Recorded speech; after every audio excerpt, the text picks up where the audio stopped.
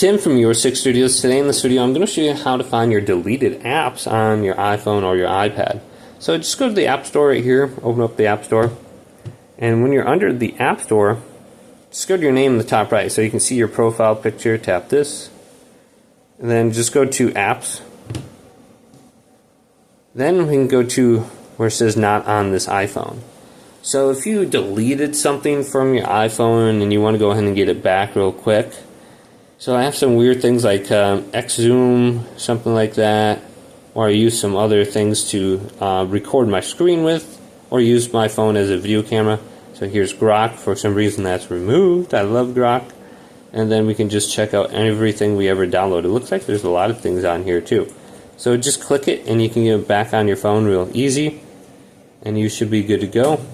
So for example, let's go to Words with Friends, and now it's downloading back to my iPhone.